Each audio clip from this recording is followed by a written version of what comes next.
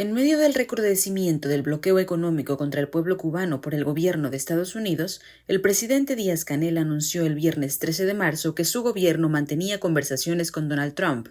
Enseguida, el viceprimer ministro de Comercio Exterior cubano anunció una serie de reformas económicas que implican la legalización de inversiones por parte de cubanos residentes en el extranjero, la autorización de operaciones de banca privada, entre otras. ¿Cómo se ha recrudecido en los últimos años el bloqueo económico y cuál ha sido la respuesta del gobierno cubano en estos años? ¿En qué consisten las reformas que se proponen? ¿Cuáles son las alternativas del pueblo cubano? Estoy más en lo marginal en el centro. Amigas, amigos, bienvenidos a otro programa de Lo Marginal en el Centro. Esta vez para hablar sobre las dificultades económicas y sociales que está atravesando nuestro hermano país de Cuba. Por un lado, tenemos al bloqueo estadounidense que se recrudece cada vez más, pero por otro, a un Estado cubano que en el pequeño espacio de maniobra que le queda, intenta solventar las dificultades mediante una nueva reforma que permite a los cubanos residentes en el exterior invertir en el país. ¿Cuáles son los alcances reales de esta medida en el marco del bloqueo? ¿Cómo se avisora el futuro cercano de Cuba? Eso y más lo conversaremos hoy con un gran panel que nos acompaña. Tenemos con nosotros a Camila Piñeiro Harnecker, doctora en Economía por la Universidad de La Habana. Ha escrito 4 libros y más de 40 artículos con énfasis en las cooperativas y políticas públicas para el sector cooperativo y empresarial de Cuba. A Ernesto Teuma, doctor por el Instituto Superior de Relaciones Internacionales en Raúl Roa García. Es profesor de Teoría Política en el Departamento de Filosofía, Estética y Teoría Política de la Universidad de las Artes. Y además es militante en la Unión de Jóvenes Comunistas y el Partido Comunista de Cuba. También tenemos con nosotros a Ana Mari Maqueira Linares, doctora en Economía por la Universidad de Massachusetts Amherst. Es una economista feminista cubana que trabaja en el marco de la reproducción social en contextos del sur global. Vamos a empezar con Camila entonces. Me gustaría, Camila, que para iniciar nos contaras un poco sobre la evolución del bloqueo económico estadounidense, especialmente desde la llegada de Trump al gobierno en 2017. Que nos platicaras un poco cómo su llegada ha endurecido las medidas sobre Cuba. Gracias por la invitación y bueno, un placer estar con colegas en este programa. Y bueno, al pueblo de México y a quienes le siguen, gracias por su interés en Cuba. Eh, Nosotros sentimos realmente al pueblo mexicano como un pueblo hermano y sabemos que hay unos lazos muy fuertes, históricos, culturales, de todo tipo. Así que, nada. Bueno, para no hacer el cuento muy largo, porque este cuento es casi de 70 años, ¿no? O bueno, si empezamos desde la intervención de Estados Unidos en la guerra de independencia de Cuba, realmente son más de 100 años.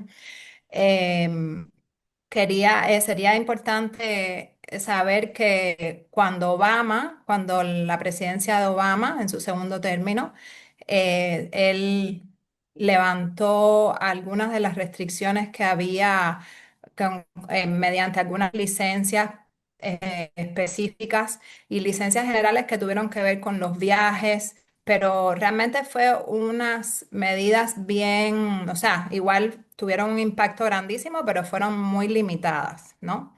En cuanto a los viajes a Cuba, que no es que cualquiera de Estados Unidos podía viajar, pero había licencias generales.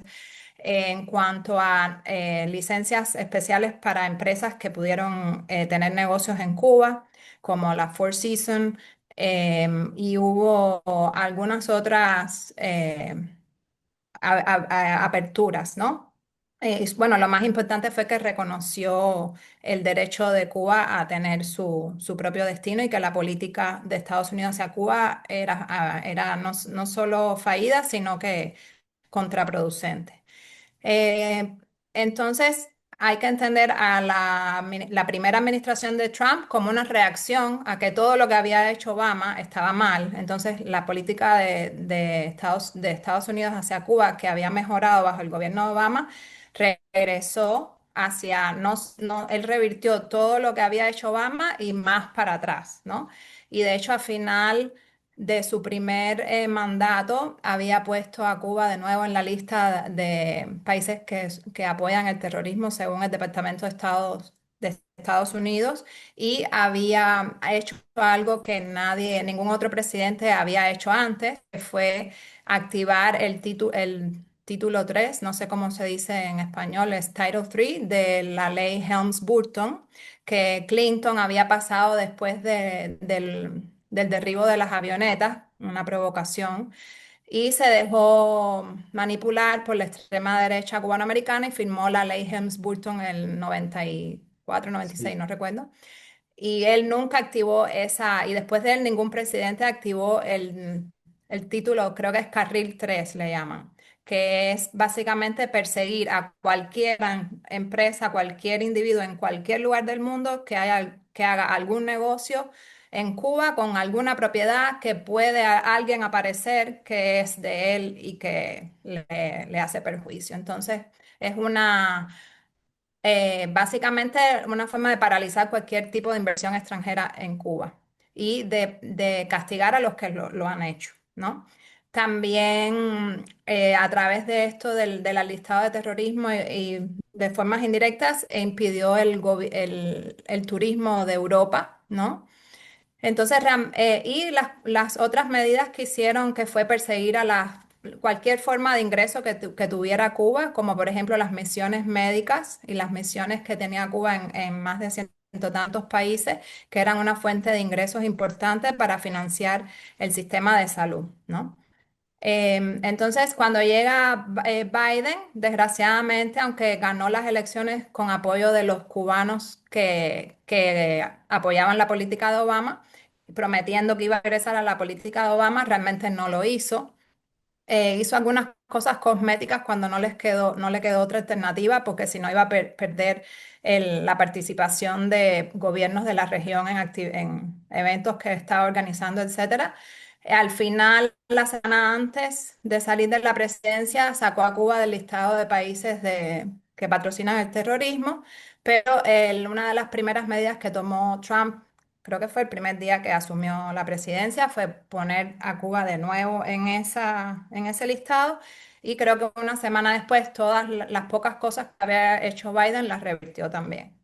Entonces, el actual gobierno de Trump es básicamente volver a su primera administración que tuvo un impacto terrible en Cuba porque él empezó con su política 2018-2019, vino la pandemia y siguió con una política de máxima presión, impidiendo incluso que llegaran cargamentos de medicinas y equipos para combatir la pandemia. Entonces es un Trump como es su primera administración, pero con la gran diferencia de que tiene a Marco Rubio como secretario de Estado a cargo de su política hacia Cuba y hacia la región. Marco Rubio fue de hecho, y él se vanaglorió de eso, quien estuvo detrás de la política de máxima presión de Trump en su primera administración, pero ahora tiene mucho más poder en esa administración y desgraciadamente el público de Estados Unidos lo ve como de los más racionales y eficientes en la administración Trump. Entonces tiene un poder bien importante, desgraciadamente. Y solo quiero cerrar diciendo que Marco Rubio y por tanto la política de Trump hacia Cuba está realmente dentro del paradigma de que hay que cambiar al gobierno cubano, de que Cuba es un mal ejemplo para la región y como lo ha hecho Marco Rubio antes, eh, para él la mejor opción sería una intervención militar. Hasta ese punto pienso que él podría llegar. Sí, es interesante esto que nos comentas, Camila.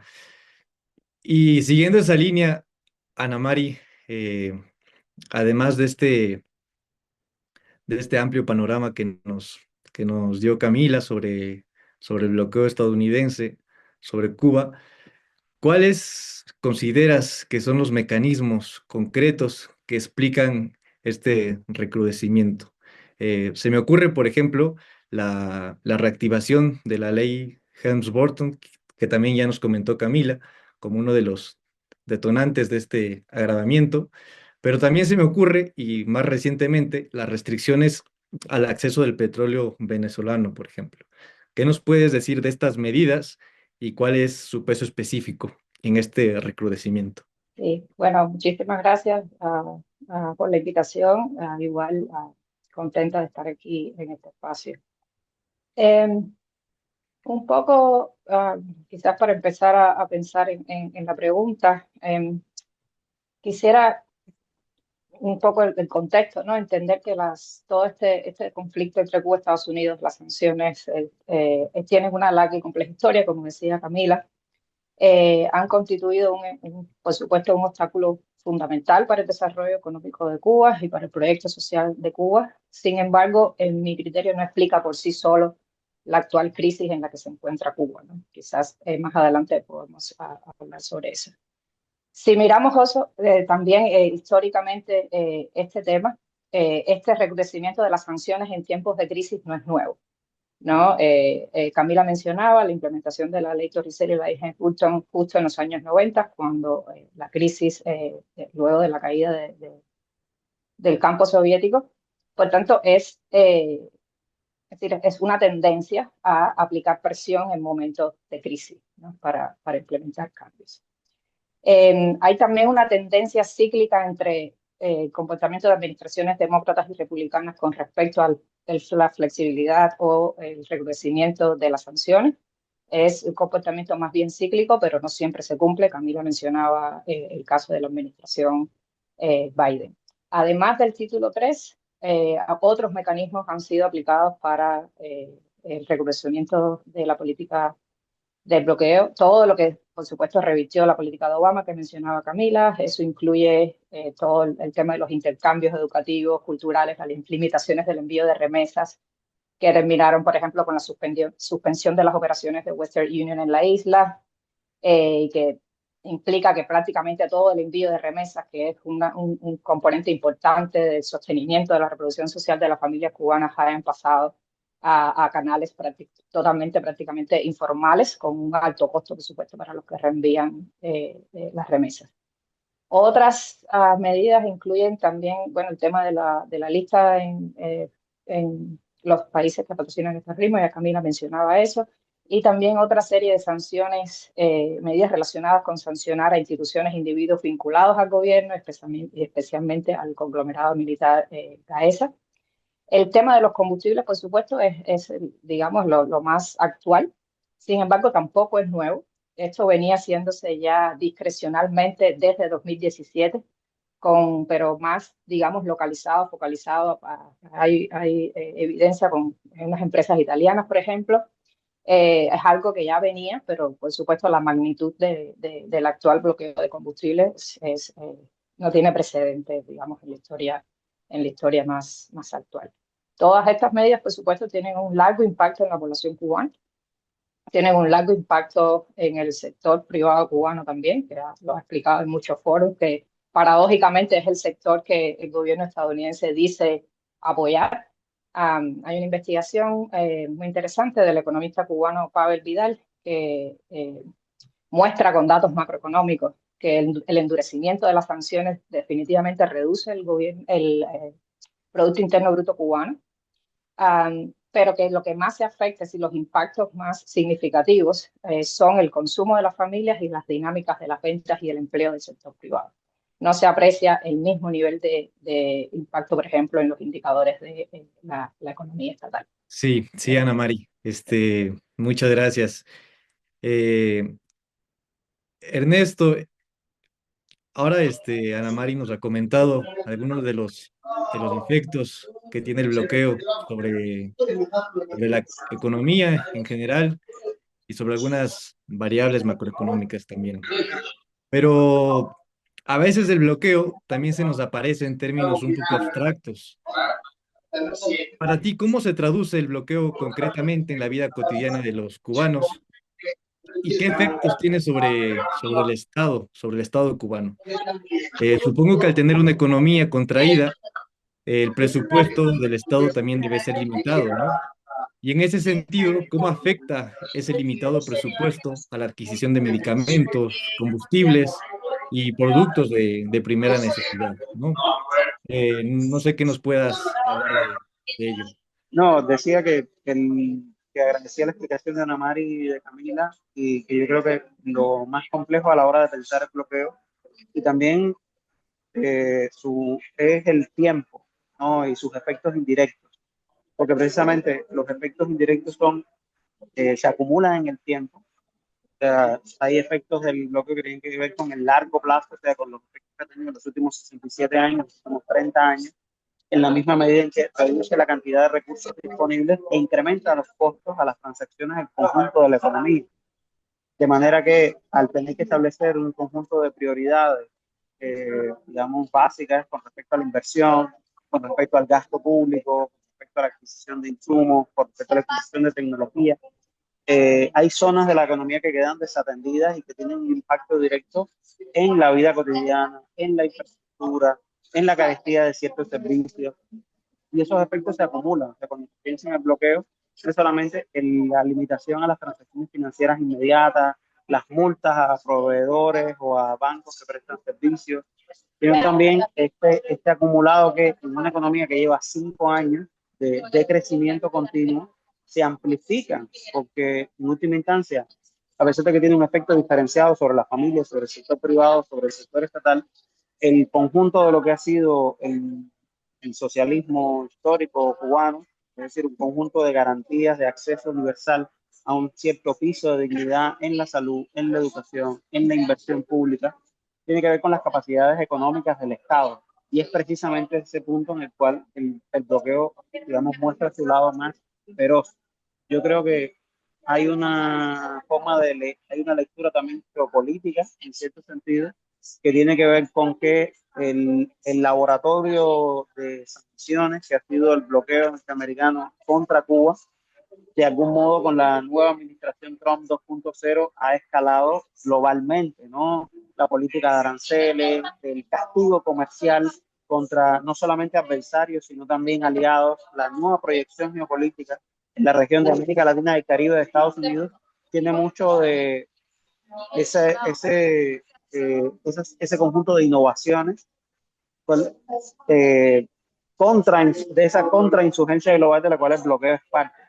Y por supuesto, busca colocar en una situación límite a Cuba en todos los sentidos, pero sobre todo en términos económicos y sobre todo en términos de la energía, que es, junto con las finanzas, uno de los puntos críticos de la actual crisis, limitando no solamente el acceso a los mercados energéticos globales, sino también incrementando el aislamiento que tiene Cuba, por ejemplo, eliminando o limitando las capacidades de su principal aliado estratégico hasta hace poco, que era la República Bolivariana de Venezuela, o restringiendo la capacidad de otros actores afines, como por ejemplo México, de poder asistir a Cuba, eh, presionando y amenazando económicamente, pero también militarmente.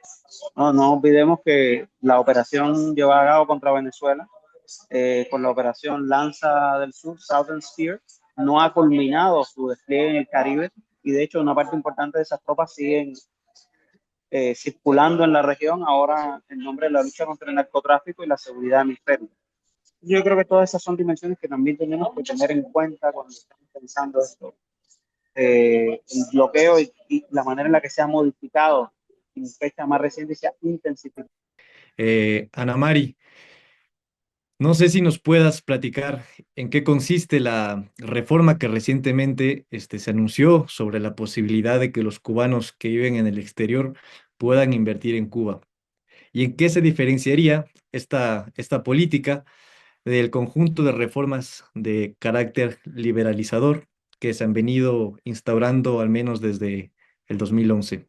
Lo primero que me gustaría decir es que todas las reformas que se han, o las medidas que se han anunciado desde que comenzó el bloqueo de combustibles hacia Cuba no son nuevas. Sí, son medidas que se vienen discutiendo, muchas de ellas se vienen, incluso están aprobadas dentro del marco de de la reforma, que básicamente oficialmente los documentos de los lineamientos aprobados por el sexto Congreso del Partido han sido parte de la discusión entre economistas, entre mucha gente de las ciencias sociales, entre la gente común y el gobierno desde mínimo el año 2008.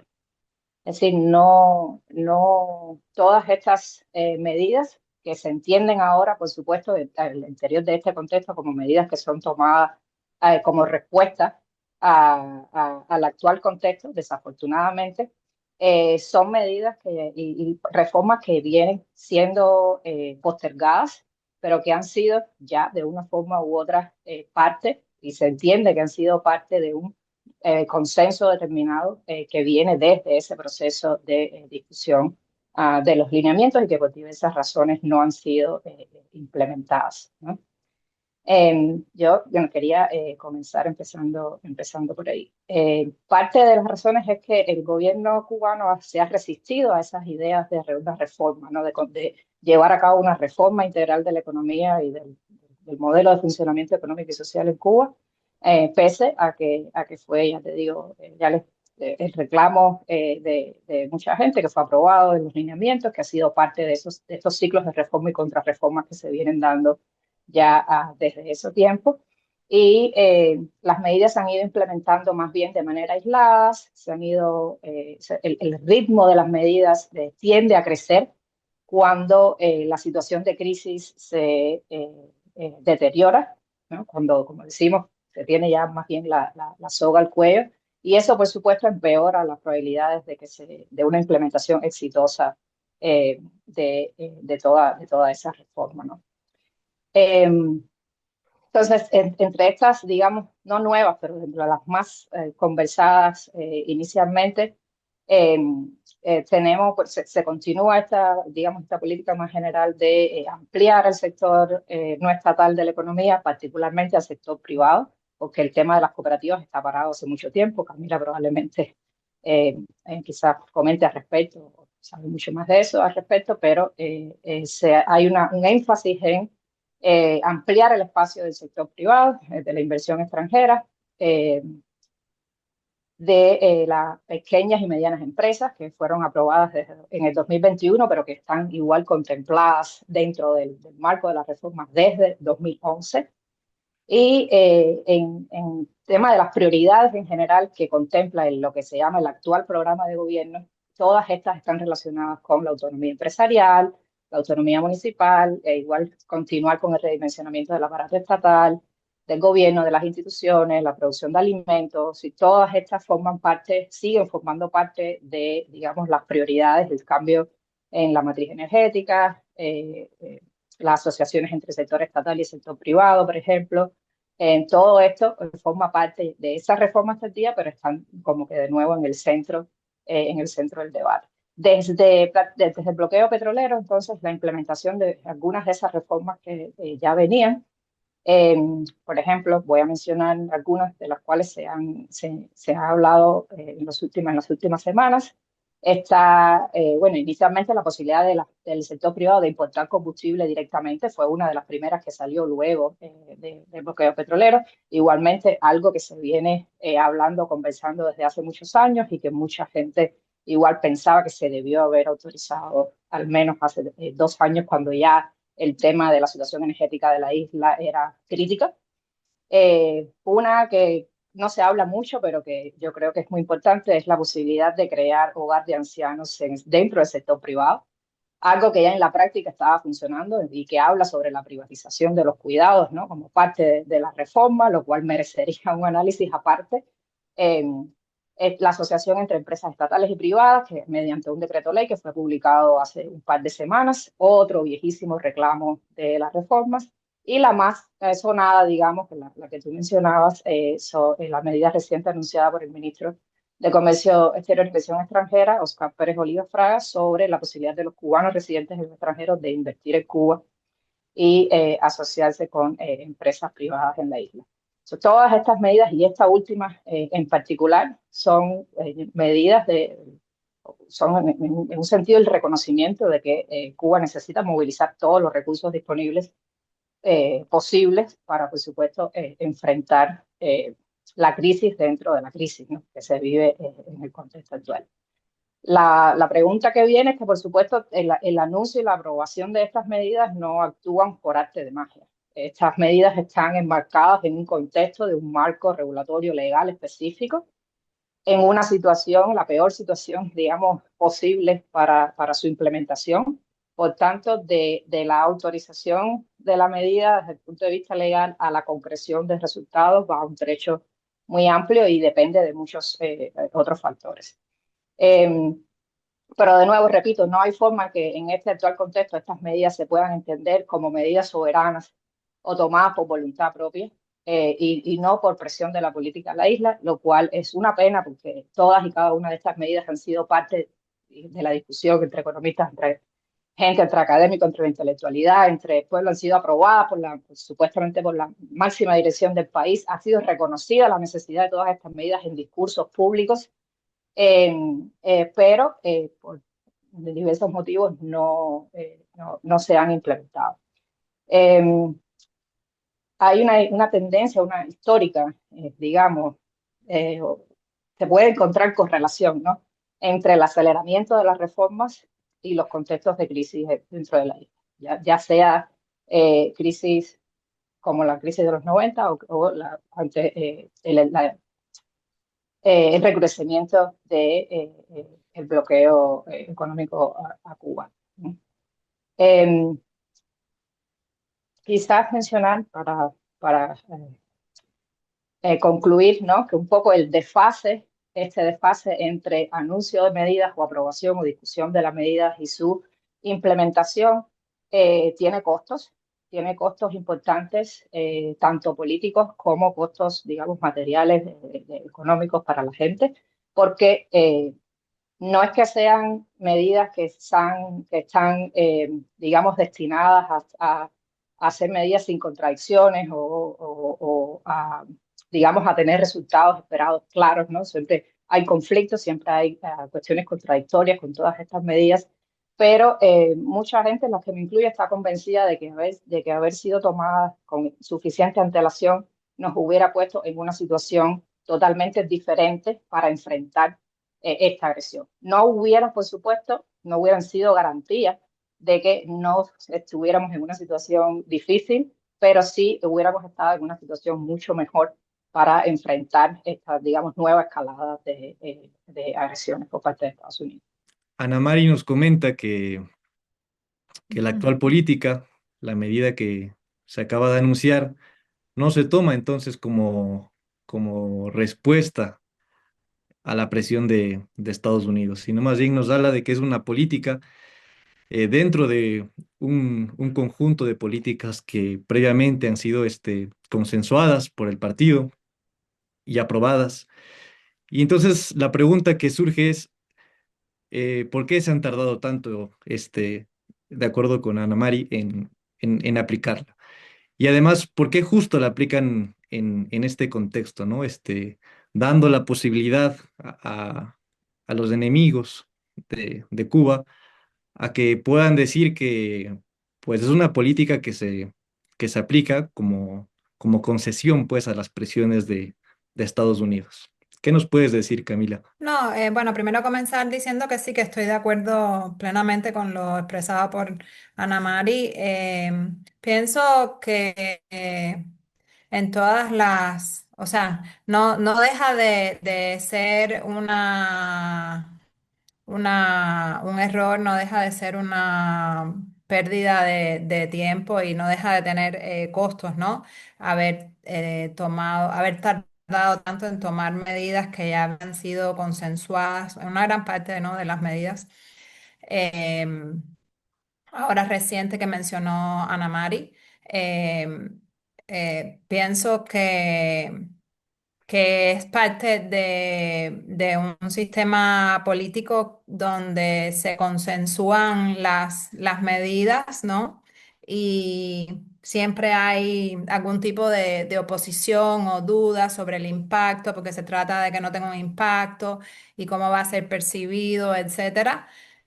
Entonces, estoy totalmente de acuerdo que si hubiésemos, desde hace 20 años que se hablaba de energías renovables, cambiado nuestra matriz energética, obviamente a una matriz con mayor participación de la energía solar, estaríamos en una situación que nos haría mucho menos vulnerables al bloqueo petrolero, que olvidé mencionar al principio y que realmente es un acto de guerra, ¿no? eh, Está causando muertes ya esa medida, porque se depende del combustible, no solo para generar electricidad, sino también para el transporte, para poder mover a gente. O sea, creo que el 99% del transporte en Cuba, como en muchos países, depende de combustible. Entonces, el, lo que yo diría es que hay que tener en cuenta que Cuba está en un proceso de negociación, ni siquiera sabemos si son negociaciones, hay unas conversaciones que ojalá sean negociaciones.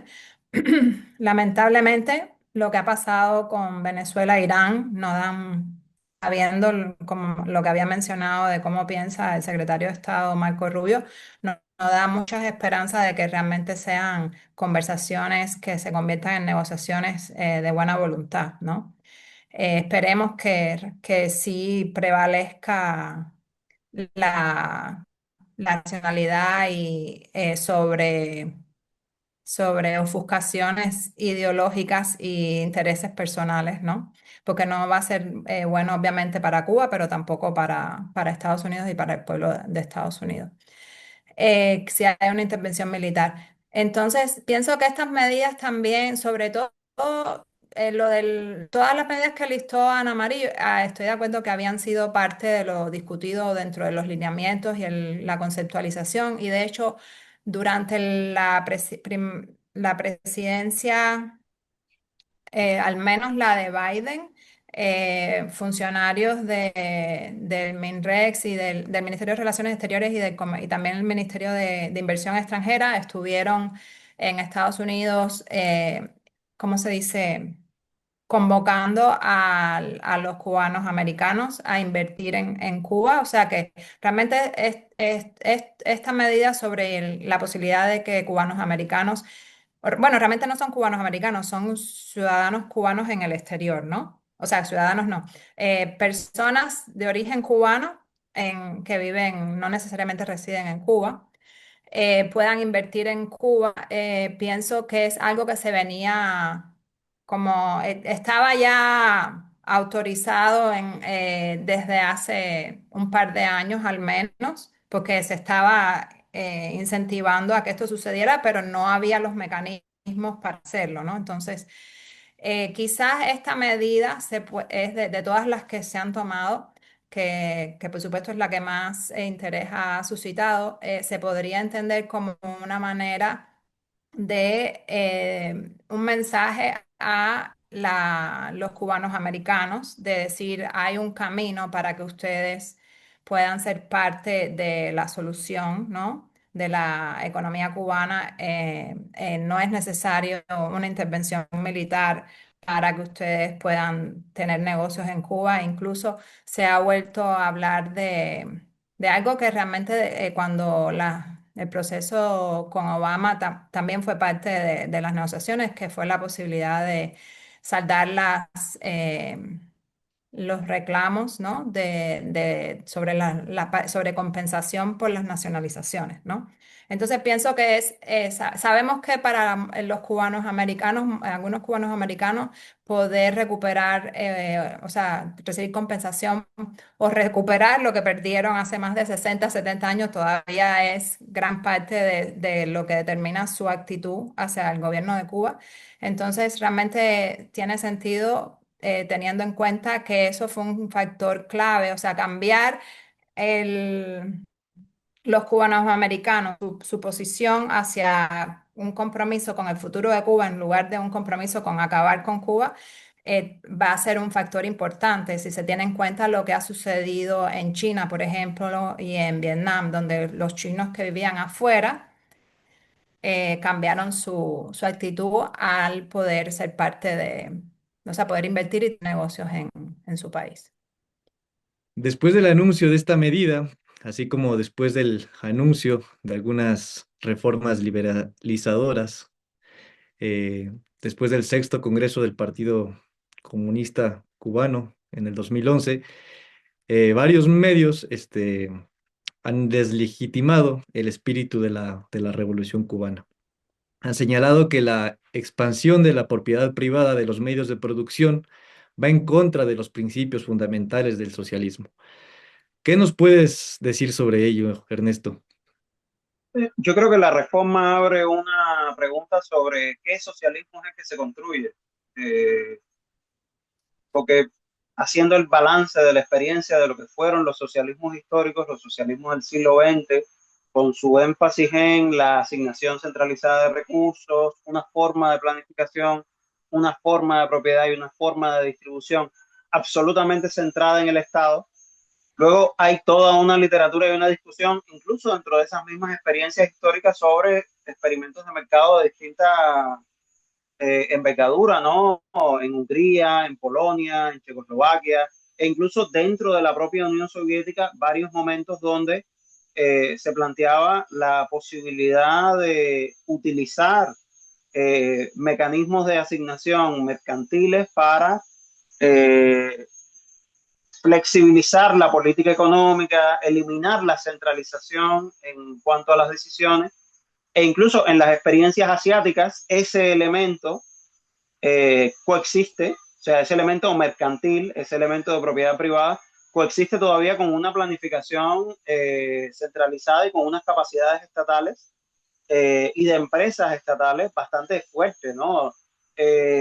Yo creo que China sigue haciendo planes quinquenales desde que la República Popular China comienza su experimento socialista hasta hoy.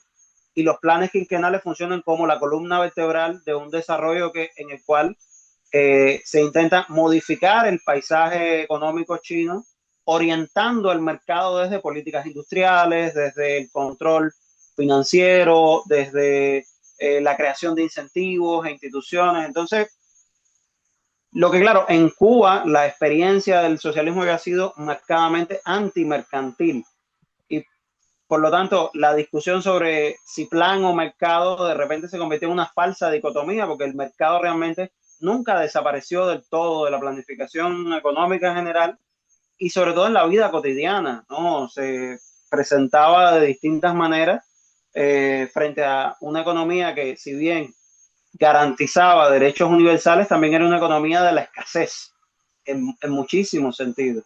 Entonces yo creo que el diseño de la reforma deja esa pregunta abierta, o sea, no prescribe un modelo socialista, sino que abre un campo de debate donde Camila ha participado, por ejemplo, defendiendo la contribución decisiva que podría ser una forma social de una forma de economía social como las cooperativas, se ha discutido sobre la naturaleza de la empresa pública, sobre las empresas municipales, sobre la pequeña propiedad privada, sobre, en fin, muchísimas cosas que yo creo que una cosa es el diseño de la reforma y Ana Mari yo creo que lo ponía muy certeramente, donde muchas de las cosas que están pasando ahora estaban contempladas con la implementación de la reforma que ha tenido zigzags, que ha tenido altibajos, que que ha sucedido en contextos de crisis, yo no creo que porque haya ninguna correlación directa entre crisis y aceleración de la reforma, sino porque la crisis es precisamente la incapacidad de seguir funcionando exactamente de la misma manera, y en ese sentido, en ese espacio que abre la crisis, se toman medidas que comienzan a hacer que las cosas funcionen diferentes. Sobre todo cuando, por ejemplo, en el caso de los cuidados, había sido hasta ahora una responsabilidad sobre todo estatal, y las expectativas sobre esa responsabilidad recaían sobre todo en el Estado, y parte de la reforma ha sido disociar del Estado ciertas esferas muy diversas, desde la gastronomía hasta, por ejemplo, más recientemente el cuidado. Pero yo creo que en la misma medida en que la crisis es una crisis de las capacidades estatales y de la capacidad de que el Estado continúe asumiendo, ya sea por shocks externos o por diseño de la reforma, ciertas responsabilidades, sobrecargarlas sobre, por ejemplo, las familias o el sector privado. Entonces, yo creo que en ese sentido también estas medidas, más que un elemento de diseño económico, tienen que ver con un poco romper, quebrantar o incorporar contradicciones a ese bloque que es la diáspora cubana en Estados Unidos, que del cual Marco Rubio representa su ala más politizada, más integrada a la política hostil contra Cuba, más integrada a la política de máxima presión en cambio de régimen, y abrir en ese espacio demográfico, que es muy importante, que votó de manera mayoritaria por Trump, a diferencia del resto de los grupos latinos, un conflicto a partir de intereses económicos de los nuevos emigrados cubanos, de los negocios que han hecho, de su capacidad de regresar y reinvertir a los viejos emigrados cubanos, y la posibilidad de abrir en un debate sobre las indemnizaciones que ha sucedido cada vez que los intentos de normalización se han abierto. Entonces, yo distinguiría entre el diseño de la reforma y la implementación, distinguiría entre medidas que tienen que ver con la subsistencia en un contexto de crisis, a un plan a más largo plazo, ¿no? A un diseño consistente, consciente. Yo creo que la reforma no solamente ha tenido resistencias burocráticas desde arriba de distintos sectores, sino también una resistencia desde abajo, porque la experiencia de la gente en la reforma ha sido el incremento de la desigualdad, por ejemplo, la carestía, y donde si bien ha incrementado el sector privado y eso ha implicado movilidad social para una zona de la población, para otra zona la existencia del sector privado y de las MIPYMES es un problema en términos de su subsistencia y su capacidad para navegar una vida cotidiana más dura, más compleja.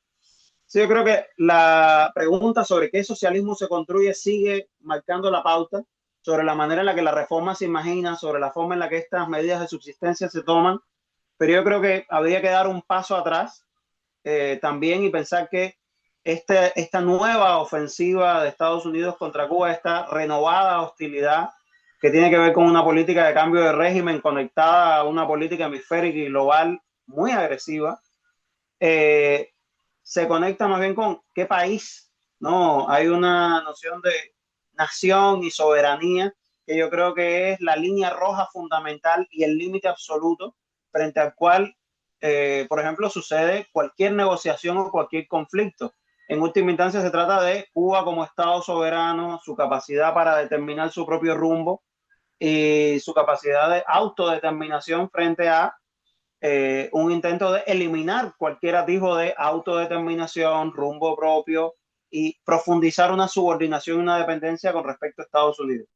Sí, además, Ernesto, me parece que la mayoría del capital privado que llega o que está invertido en Cuba son en sectores que tienen que ver con el turismo y con el comercio. En ese sentido, el sector productivo, los sectores neurálgicos de la economía cubana siguen pues en propiedad del Estado, ¿no? De la sociedad en ese sentido. Y Ernesto, quería seguir contigo, ya casi para ir cerrando este diálogo. Te quería preguntar, el presidente Díaz-Canel ha anunciado que ahora mismo hay un diálogo entre los dos gobiernos, ¿no? Entre Cuba y Estados Unidos. No sé si nos podrías decir cuáles son los elementos que hoy están sobre la mesa de negociación entre los dos países. Bueno, yo en la prensa de repente la disposición de Cuba de negociar con los Estados Unidos parecía un acontecimiento extraordinario, una cesión de la soberanía bajo presión.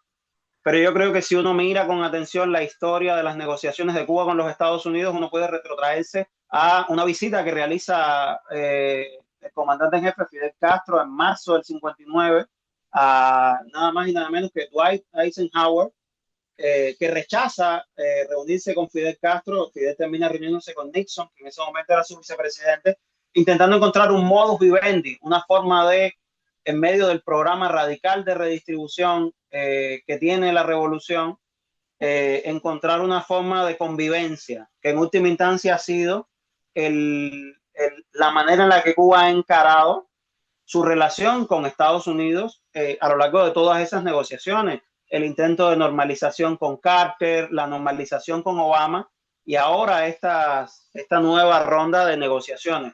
Es decir, frente a un antagonismo geopolítico, histórico, cultural, la negociación es una forma de manejar ese antagonismo de forma no catastrófica, ¿no? Intentando preservar precisamente lo que la Revolución Cubana introduce en esa relación, que es una relación que no se basa en la dependencia, la subordinación, que respeta la autonomía de Cuba como Estado, su soberanía, su capacidad para construir un proyecto propio, independientemente de las presiones de los Estados Unidos. Y lo que muchas veces se ignora es, bueno, qué es lo que Cuba pone sobre la mesa de negociación. La posibilidad de una relación bilateral sin condicionamientos de ningún tipo. Si uno mira la historia también de la relación de Cuba con los Estados Unidos tendría que ceder en muchas de las políticas que ha incrementado en hostilidad a lo largo de los últimos 67 años, añadiendo capas y capas de legislación hostil en un arco de agresiones que va de la guerra bacteriológica y el terrorismo de Estado hasta las sanciones y la guerra financiera comercial. Y más recientemente ese acto de guerra que es el bloqueo energético total sobre la isla. Díaz-Canel y sobre todo el viceministro Fernández de Cosío ha sido muy claro en que lo que se discute son temas de la agenda bilateral y se intenta encontrar un espacio de entendimiento sobre temas que pueden ser de interés mutuo y en la cual no se está discutiendo temáticas de asuntos internos de cada estado. Claro, la negociación en el caso de el Estados Unidos de la administración Trump 2.0 es un arma de doble filo porque la negociación no evitó que iniciara un conflicto de gran escala con Irán, donde se habían alcanzado avances tremendos en las negociaciones con respecto a la relación entre ambos países. La negociación no evitó la intervención militar de Estados Unidos el 3 de enero, donde se bombardeó Caracas y se secuestró a Cilia Flores y a Nicolás Maduro. Y la intervención tampoco ha sido un límite, ni tampoco será un límite para que Estados Unidos decida, bajo la presión de los sectores más ultraderechistas y más agresivos, tomar otro rumbo de acción con Cuba. Insisto, es una forma de gestión no catastrófica de un antagonismo político y encontrar un modo de convivencia en el cual Cuba pueda seguir existiendo como nación soberana. Pues en última instancia, la mayoría de la legislación norteamericana ya tiene prescrito un camino para Cuba. Cualquiera que no haya leído la Helms-Burton, no solo el título 3, sino el conjunto de la Helms-Burton, sabe que en él se establece, más allá de la voluntad de cualquier presidente de los Estados Unidos, un camino para Cuba. Un camino para Cuba que pasa por su subordinación a una junta de control fiscal muy similar a la que hoy gobierna Puerto Rico, que manejaría toda la cuestión de las indemnizaciones y que cerraría cualquier camino estratégico de autonomía y autodeterminación, que impone condiciones de cambio de régimen y transición política y que es en última instancia el elemento legislativo más importante, más cohesionado y más hostil a cualquier relación bilateral. Entonces yo siento que todos esos temas son importantes a la hora de pensar este proceso de negociaciones que se ha abierto con esta crisis y en medio de las circunstancias más difíciles que ha tenido que asumir la dirigencia, digamos, actual del proceso del gobierno y del Estado, y que lo hace en condiciones más desfavorables que nunca, eh, y en un escenario de incertidumbre, no sobre lo que pueda pasar con Cuba y los Estados Unidos, sino de incertidumbre global. Camila, igual a modo de ir cerrando, ¿cómo vislumbras el futuro cercano y a mediano plazo de Cuba? ¿Y qué posibilidades ves de un evento descarado como el que sucedió en Venezuela, eh, en, en nuestra querida patria cubana? Bueno, yo pienso que desgraciadamente, sí, como lo decía, hay personas como Marco Rubio, como Jiménez, Salazar, Díaz Balar, que si fuera por ellos habría una intervención militar con tropas, ¿no? Una invasión a Cuba para ellos poder implementar esa transición que, como Ernesto decía, está toda bien planificada en legislaciones de Estados Unidos. Entonces, desgraciadamente, pienso que es muy importante que México, históricamente ha tenido una posición de soberanía en cuanto a su política hacia Cuba. Sabemos que para la presidencia actual de México ha sido muy complicado, ¿no? Poder balancear su soberanía en su política hacia Cuba, y bajo las presiones tan fuertes de la administración Trump. Eh, pero bueno, pienso que la única manera de que Cuba se salva de una intervención militar es mediante la solidaridad de gobiernos y pueblos, hermanos de la región y del mundo. Por eso la importancia del convoy de Nuestra América que está pasando, que realmente quizás sé que ha recibido muchas críticas porque parece más un show que algo que tenga un impacto, pero realmente cualquier pequeña cantidad de ayuda va a tener un gran impacto. Y también lo más importante es llamar la atención, porque a través de acciones como estas, más personas en el mundo se dan cuenta de cuál es la situación por la que está pasando el pueblo cubano, porque al final no es el gobierno, son más de alrededor de 10 millones de personas que no tienen la culpa de, ni los, siquiera lo que hace, de lo que puedan pensar que hace mal el gobierno de Cuba.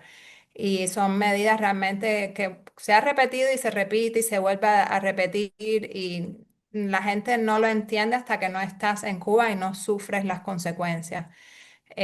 Son medidas realmente ilegales, son medidas que no afectan solo la soberanía de Cuba, afectan la soberanía de todos los otros estados del mundo. Y es muy triste que a esta altura de la historia, ¿no? se pueda, pueda mantenerse este tipo de políticas y no haya una acción más coordinada entre gobiernos del mundo para oponerse a este tipo de políticas y buscar una forma de pararla de alguna manera, ¿no? Entonces, pienso que la única manera que Cuba se libra de una intervención militar es que los gobiernos y los pueblos de la región, sobre todo, se articulen y desafíen, como lo está haciendo Nuestra América, el convoy de Nuestra América, realmente. A pesar de la crítica, y yo creo que la crítica es porque les ha molestado, porque saben los que quieren cambiar el gobierno y los que realmente quieren apoderarse de Cuba, porque no es para el bien del pueblo cubano que quieren cambiar el gobierno. Lo que quiere, les molesta porque saben que eso es lo único que va a salvar a Cuba. Gracias. Ana Mari, y después de lo que hemos analizado en este programa, ¿cuáles son las alternativas que ves para el pueblo cubano ante esta intensificación del brutal bloqueo imperialista del que es víctima el pueblo cubano? Sí, gracias. Desgraciadamente no son muchas las opciones que tiene Cuba en este escenario. Al menos no soy muy optimista al respecto. Eh, Concuerdo con que la solidaridad de los gobiernos de la región, y no solo la solidaridad, digamos, expresada como una, eh, perdón, como una propaganda en el sentido de como una expresión, digamos, de la posición oficial, sino que con un impacto, ¿no? Demostrada con acciones, que creo que hay una diferencia, ¿no? En ese sentido. Pero por otro lado, creo que de nuevo, dentro de todas estas restricciones, creo que es responsabilidad también del gobierno cubano actuar en la medida de lo posible.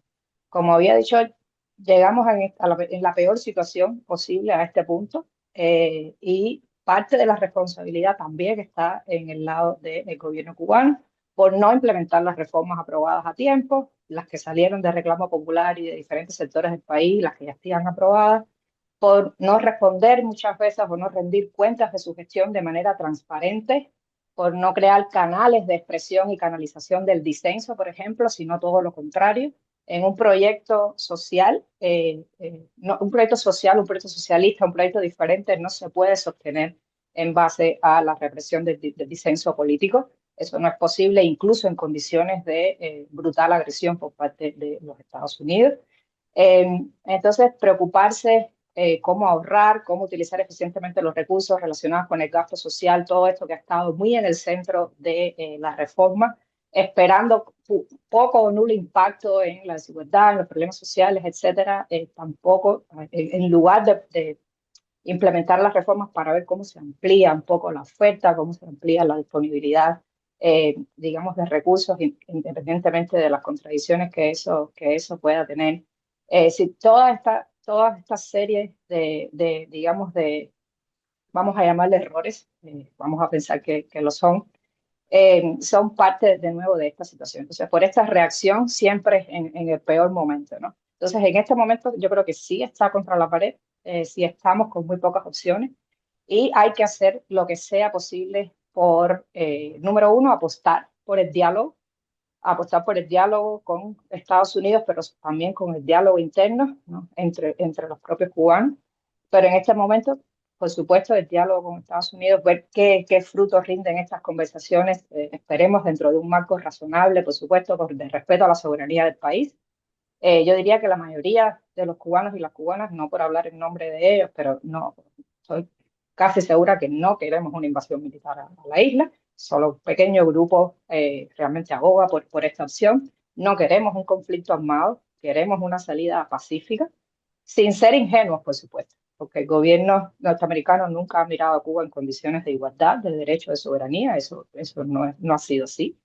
Lo ha tratado igual que al conjunto de naciones latinoamericanas, como objeto de sus intereses. Eso está claro, ¿no?